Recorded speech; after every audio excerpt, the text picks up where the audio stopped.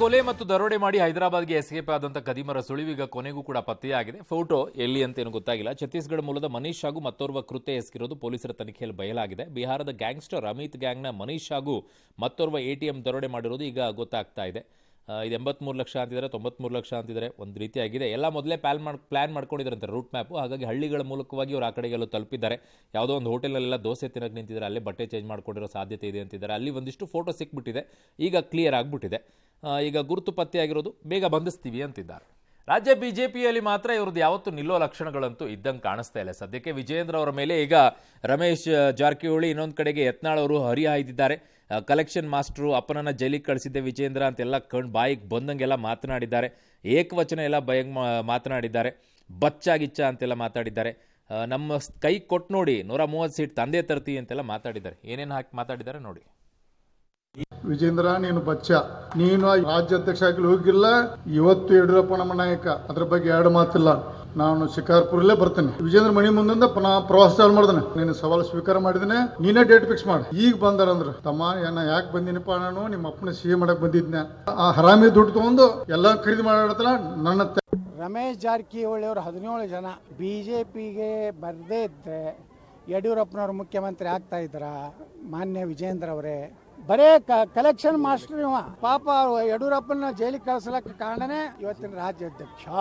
ನಿನ್ನ ಕಡೆ ನೀಗುವುದಿಲ್ಲ ಅಂದ್ರೆ ರಾಜೀನಾಮೆ ಕೊಟ್ಟು ನನ್ನ 1 ವರ್ಷದ ಒಂದು ಪರಿಶ್ರಮ, ಇದರ ಪರಿಣಾಮ ನನ್ನನ್ನು ಮುಂದುವರಿಸ್ತಾರೆ ಅನ್ನೋ ವಿಶ್ವಾಸ ನಮ್ಗೆ ಸಂಪೂರ್ಣವಾಗಿದೆ. ಆಂತರಿಕ ಪ್ರಜಾಪ್ರಭುತ್ವ ಇರ್ತಕ್ಕಂಥ ಒಂದು ರಾಜಕೀಯ ಪಕ್ಷ ಯಾವ್ದಾರು ಇದ್ರೆ ಅದು ಬಿಜೆಪಿ. ನನಗೆ ಪಕ್ಷದ ವರಿಷ್ಠರು, ಹಿರಿಯರು, ರಾಜ್ಯದ ಅಧ್ಯಕ್ಷನಾಗಿ ನಂಗೆ ಆಶೀರ್ವಾದ ಮಾಡಿದಾಗ ಕಳೆದ 1 ವರ್ಷ.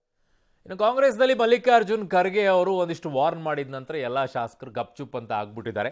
ಇನ್ನೊಂದು ಕಡೆಗೆ 60 ಮಂದಿ ರೆಡಿ ಆಗಿಬಿಟ್ಟಿದ್ರೆ ಬಿಜೆಪಿ ಕರ್ಕೊಂಡು ಬರೋಕ್ಕೆ ನಾವೆಲ್ಲ ಹಂಗೆ ಕರ್ಕೊಂಡು ಬರಲ್ಲ ಈ ಸಲ ಅಂತ ಹೇಳಿದ್ದಾರೆ. ಅದಕ್ಕೆ ಲೇವಡಿ ಮಾಡ್ಬಿಟ್ಟು MB ಪಾಟೀಲ್ ಅವರು 25 ಶಾಸಕರು ನಮಗೂ ಕೂಡ ಬರಕ್ಕೆ ರೆಡಿ ಇದ್ದಾರೆ ಕಾಂಗ್ರೆಸ್ಸಿಗೆ ಅಂತ ಅವರು ಮಾತಾಡಿದ್ದಾರೆ. ಮಲ್ಲಿಕಾರ್ಜುನ್ ಖರ್ಗೆ ಸಾಹೇಬರು ನಮ್ಗೆಲ್ಲರೂ ಕೂಡ ಬುದ್ಧಿವಾದ ಹೇಳಿದ್ದಾರೆ. ನಾನು ಪಾಲನೆ ಮಾಡ್ತೀನಿ, ಬೇರೆಯವರು ಪಾಲನೆ ಮಾಡ್ತಾರೆ. ಇದ್ರ ಬಗ್ಗೆ ಯಾವ ಚರ್ಚೆನೂ ಅವಶ್ಯಕತೆ ಇಲ್ಲ. ಇದು ದೇಶಕ್ಕೆ ಒಂದು ದೊಡ್ಡ ಸಂದೇಶ ಕೊಡುವಂತ ಕಾರ್ಯಕ್ರಮ ಮಾಡ್ತಾ ಇದ್ದಾರೆ. ಈಗ ಮಲ್ಲಿಕಾರ್ಜುನ್ ಖರ್ಗೆ ಅವರು ಹೇಳಿದ ಮೇಲೆ ಎಲ್ಲರೂ ಮಾತಾಡಿದ್ರು, ನಾವು ಸುಮ್ಮನೆ ಇರ್ತೀವಿ ಅಂತಾನೆ ಹೇಳಿದರು. ಅದಕ್ಕೆ ಯಾವಾಗ ಯಾವುದು ಏನು ಮಾಡಬೇಕು ಅನ್ನೋದು ನಮ್ಮ ಈಗನೂ 60 ಮಂದಿ ತಯಾರದಾರ. ದೇವರಾಣೆ ಮಾಡಿ ಹೇಳ್ತೀನಿ, ನಮ್ಗೆ ಅದ್ರ ಇಚ್ಛೆ ಇಲ್ಲ. ಯಾಕಂದ್ರೆ ಬಿಜೆಪಿಯ ಸಿದ್ಧಾಂತಗಳು ಹಾಳಾಗಲಕತ್ತಾವ. ಎಲ್ಲ ನಮ್ಮ ಪಕ್ಷದ ಯಾವ ಒಬ್ಬ ಶಾಸಕನು ಕೂಡ ಬೇರೆ ಪಕ್ಷಕ್ಕೆ ಹೋಗುದಿಲ್ಲ. ಬಿಜೆಪಿ JDS ನಿಂದ ಕನಿಷ್ಠ ಪಕ್ಷ ಒಂದು 25 ಜನ ಶಾಸಕರು ಸೂಕ್ತ ಸಂದರ್ಭದಲ್ಲಿ ನಮ್ಮ ಕಡೆ ಬರ್ತಾರ. ಹಿಂಗಾಗಿ ಯತ್ನಾಳ್ ಅವ್ರು ನಮ್ಮ ಸರ್ಕಾರ ಹೆಂಗ್ ಬೀಳ್ತದ್ರಿ? ಓಹೋ, ಅದೇನು ಹುಣ್ಚಿಕಪ್ಪ, ಅದು ಏನು ಕೌಡಿನ? ಇವತ್ತು ದಿವಸ ಬಿಜೆಪಿಯಲ್ಲಿ 6 ಬಾಗ್ಲದಾವ್. ಯತ್ನಾಳ್ದೊಂದು ಬಾಗ್ಲ, ವಿಜೇಂದ್ರದೊಂದು ಬಾಗ್ಲ, ಯಡಿಯೂರಪ್ಪರದೊಂದು ಬಾಗ್ಲ, ಅಶೋಕ್ ಅವ್ರದೊಂದು. ಇನ್ನು ಬಾಲಿವುಡ್ ನಟ ಸೈಫ್ ಅಲಿ ಖಾನ್ ಮೇಲೆ ದಾಳಿ ಮಾಡಿ ಆಗಂತುಕ ಏನಿದ್ದ ಅವನನ್ನು ಈಗ ಪೊಲೀಸರು ಬಂಧಿಸುವಲ್ಲಿ ಯಶಸ್ವಿಯಾಗಿದ್ದಾರೆ. ಮುಂಬೈನಿಂದ ಜ್ಞಾನೇಶ್ವರಿ ಎಕ್ಸ್ಪ್ರೆಸ್ ರೈಲಿನಲ್ಲಿ ಛತ್ತೀಸ್ಗಢದ ರಾಯ್ಪುರಕ್ಕೆ ಹೋಗ್ತಾ ಇದ್ದಂತೆ ರಾಜೇಂದ್ರ ಅಲಿಯಾಸ್ ಆಕಾಶ್ ಖನೋಜಿಯಾ ಅಂತೇಳಿ 30 ತಂಡ ರಚನೆ ಮಾಡಿದ್ರು. ಎಲ್ಲ ಅವನು ಹಿಡಿದಿದ್ದಾರೆ. ಇನ್ನೊಂದು 2-3 ದಿನಗಳಲ್ಲಿ ಡಿಸ್ಚಾರ್ಜ್ ಆಗೋ ಸಾಧ್ಯತೆ ಕೂಡ ಇದೆ ಅಂತಿದ್ದಾರೆ. ಅಲ್ಲೊಂದಿಷ್ಟು ಆಟೋ ಡ್ರೈವರ್ ಕೂಡ ಗೊತ್ತಿರಲಿಲ್ಲ ಅಂತೆ ಅವರೇನಾ ಅಂತ ಹೇಳಿ, ಬಟ್ ಕರ್ಕೊಂಡು ಬಂದಿದ್ದಾರೆ. ಆಮೇಲೆ ಕರೀನಾ ಕಪೂರ್ ಒಂದಿಷ್ಟು ಪೊಲೀಸರು ಹೇಳಿಕೆಯನ್ನು ಕೊಟ್ಟಿದ್ದಾರೆ. ಏನು ನೋಡ್ಬಿಡೋಣ ಬೇಗ. ಸೊ ಆಗಂತುಕ ಮೊದಲು ಕಿರಿಮಗ ಜಹಾಂಗೀರ್ ಕೋಣೆಯಲ್ಲಿ ಕಾಣಿಸಿಕೊಂಡಿದ್ದಂತೆ. ನಮ್ಮ ಮನೆ ಕೆಲಸದಾಕೆ ನೋಡಿ ತಕ್ಷಣ ಕಿರ್ಚಿಕೊಂಡ್ಲು ಅಂತ ಹೇಳಿದ್ದಾರೆ. ಗದ್ದಲದ ಶಬ್ದ ಕೇಳಿ ಸೈಫ್ ಎಚ್ಚರಗೊಂಡ್ರು. ಮನೆ ಕೆಲಸದಾಕೆಯನ್ನು ರಕ್ಷಿಸೋಕೆ ಮುಂದಾದ್ರು. ಆಗಂತುಕ ಜಹಾಂಗೀರ್ ಮೇಲೆ ದಾಳಿಗೆ ಯತ್ನಿಸಿದ್ದ. ಇದಕ್ಕೆ ನನ್ನ ಪತಿ ಸೈಫ್ ಅವಕಾಶ ಕೊಡಲಿಲ್ಲ. ಮಕ್ಕಳಾದ ತೈಮೂರ್ ಜಹಾಂಗೀರ್ ಕೊಠಡಿಯನ್ನು ದಾಳಿಕೋರ ತಲುಪದಂತೆ ತಡೆದ್ರು. ಇದರಿಂದ ಆತ ಸೈಫ್ ಮೇಲೆ ದಾಳಿ ಮಾಡಿದ. ಗಲಾಟೆ ವೇಳೆ ಆಗಂತುಕ ಆಕ್ರಮಣಕಾರಿಯಾಗಿ ವರ್ತಿಸಿದ. ಸೈಫ್ ಮೇಲೆ ಮತ್ತೆ ದಾಳಿ ಮಾಡಿದ. ಸೈಫ್ ಪ್ರತಿರೋಧಿಸುತ್ತಲೇ ಇದ್ರು. ದಾಳಿ ಬಳಿಕ ಕ್ಷಣ ಮಾತ್ರದಲ್ಲಿ ಆತ ಸ್ಥಳದಿಂದ ಓಡಿ ಹೋದ. ಬಹಿರಂಗವಾಗಿ ಇಟ್ಟಿದ್ದ ಆಭರಣಗಳನ್ನು ಆತ ಮುಟ್ಲಿಲ್ಲ. ಆತನನ್ನು ಬೆನ್ನಟ್ಟೋದಕ್ಕಿಂತ ಸೈಫ್ಗೆ ಆಸ್ಪತ್ರೆಗೆ ಸೇರಿಸೋದು ಮೊದಲ ಆದ್ಯತೆಯಾಗಿತ್ತು. ತಕ್ಷಣವೇ ಅವ್ರನ್ನ ಆಸ್ಪತ್ರೆಗೆ ದಾಖಲು ಮಾಡಿದ್ವಿ. ಘಟನೆಯಿಂದ ನಾನು ಆತಂಕಕ್ಕೊಳಗಾಗಿದ್ದೆ. ನನ್ನ ಅಕ್ಕ ಕರಿಷ್ಮಾ ಮನೆಗೆ ಕರೆದೊಯ್ದರು ಅಂತ ಹೇಳಿದ್ದಾರೆ.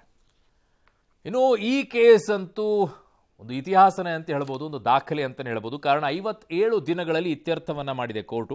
ಕೋಲ್ಕತ್ತಾದ ಸರ್ಕಾರಿ ಆರ್ಜಿಕರ್ ಆಸ್ಪತ್ರೆಯಲ್ಲಿ trainee lady doctor rape and murder ಕೇಸ್ನಲ್ಲಿ ಆರೋಪಿ ಸಂಜಯ್ ರಾಯ್ ದೋಷಿ ಅಂತ ಈಗ ಕೋಲ್ಕತ್ತಾ ಸೆಷನ್ಸ್ ಕೋರ್ಟ್ ಆದೇಶ ನೀಡಿದೆ. ಸೋಮವಾರಕ್ಕೆ ಇದರ ಇತ್ಯರ್ಥ ಆಗುತ್ತೆ, ಶಿಕ್ಷೆ ಪ್ರಮಾಣ. ಒಂದಾದ್ಮೇಲೆ ಒಂದು ಬೆಲೆ ಏರಿಕೆ ಆಗ್ತಾ ಇದೆ. ಈಗ ಮೆಟ್ರೋ ದರ ಕೂಡ 42% ದರ ಏರಿಕೆ ಮಾಡೋಕೆ ಈಗ ಡಿಸೈಡ್ ಮಾಡಿದ್ದಾರೆ. ಎಷ್ಟೆಷ್ಟು ಅನ್ನೋದನ್ನ ಪಟ್ಟಿ ಪ್ರಕಟ ಮಾಡ್ತಾರಂತೆ. ಇನ್ನು ದೆಹಲಿ ಮಾಜಿ ಸಿಎಂ ಆಪ್ ಪಕ್ಷದ ಅಧ್ಯಕ್ಷ ಅರವಿಂದ್ ಕೇಜ್ರಿವಾಲ್ ಕಾರ್ ಮೇಲೆ ಕಲ್ಲು ತೂರಾಟವನ್ನ ಬಿಜೆಪಿಯವರು ಮಾಡಿದಂತ ಆರೋಪ ಮಾಡ್ತಾ ಇದ್ದಾರೆ. ಬಟ್ ಬಿಜೆಪಿಯವರು ಹೇಳ್ತಾ ಇದ್ದಾರೆ, ಇಲ್ಲ ನಮ್ಮ ಕಾರ್ಯಕರ್ತರ ಮೇಲೆ ಅವರು ಕಾರ್ ಹರಿಸ್ಬಿಟ್ರು, ಅದಕ್ಕೆ ನಾವು ಹಿಂಗಾಗಿದೆ ಅಂತಿದ್ದಾರೆ ಅವರು. ಇನ್ನು 3-4 ಬಾರಿ ನನ್ನ ಕೊಲೆಗೆ ಯತ್ನ ನಡೆದಿತ್ತು, ಮನೆಯಿಂದ ಹೊರಬರೋಕೆ 25 ನಿಮಿಷ ತಡವಾಗಿದ್ರು ಕೂಡ ನಾನು ಜೀವಂತವಾಗಿ ಉಳಿತಾ ಇರಲಿಲ್ಲ ಅಂತ ಬಾಂಗ್ಲಾದೇಶದ ಮಾಜಿ ಪ್ರಧಾನಿ ಶೇಖ್ ಹಸೀನಾ ತಮ್ಮ ಅವಾಮಿ ಲೀಗ್ ಫೇಸ್ಬುಕ್ನಲ್ಲಿ ಅವರ ಪಕ್ಷದ್ದು ಆಡಿಯೋ ಪೋಸ್ಟ್ ಅನ್ನು ಮಾಡಿದ್ದಾರೆ. ಅದರಲ್ಲಿ ಇನ್ನು ಐಸಿಸಿ ಚಾಂಪಿಯನ್ಸ್ ಟ್ರೋಫಿ ಮತ್ತು ಇಂಗ್ಲೆಂಡ್ ವಿರುದ್ಧದ ಏಕದಿನ ಸರಣಿಗೆ ಟೀಮ್ ಇಂಡಿಯಾ ಪ್ರಕಟವಾಗಿದೆ. ಇದರಲ್ಲಿ ರೋಹಿತ್ ಶರ್ಮಾ ನಾಯಕ, ಶುಭಂ ಗಿಲ್ ಉಪನಾಯಕರಾಗಿದ್ದಾರೆ. ಕೆಲವರಿಗೆ ಅವಕಾಶ ಇದೆ, ಕೆಲವರಿಗೆ ಸಿಕ್ಕಿಲ್ಲ. ಇನ್ನು ಸಕಲೇಶ್ಪುರದ ಹೊಂಗಡಹಳ್ಳಿಯಲ್ಲಿ ಕಾಫಿ ತೋಟದಲ್ಲಿ ಕೆಲಸ ಮಾಡ್ತಾ ಇದ್ದ 62 ವರ್ಷದ ವೀರೇಶ್ ಅನ್ನೋ ವ್ಯಕ್ತಿಯನ್ನು ಕಾಡಾನೆ ತುಳಿದು ಸೊಂಡಿಲಿನಿಂದ ಬಿಸಾಕ್ ಹೋಗಿದೆ. ಇನ್ನೊಂದು ಕಡೆಗೆ ಅಲ್ಲಿ ಹೆಬ್ಬಾಲೆ ಅರಣ್ಯ ಇಲಾಖೆ ಡಿಪೋಗೆ ತೆರಳಿ ನೌಕರನ ಕಾರೆಲ್ಲ ಜಖಂಗೊಳಿಸಿದೆ. ಈ ಕಡೆಗೆ ವಿಜಯಪುರದ ಪುರಾತನ ಕೋಟೆಯ ಗೋಡೆ ಪಕ್ಕದ ಕಂದಕ ಬಡಾವಣೆಯಲ್ಲಿ ಚಿರತೆ ಪ್ರತ್ಯಕ್ಷವಾಗಿದೆ ಅಂತೆ.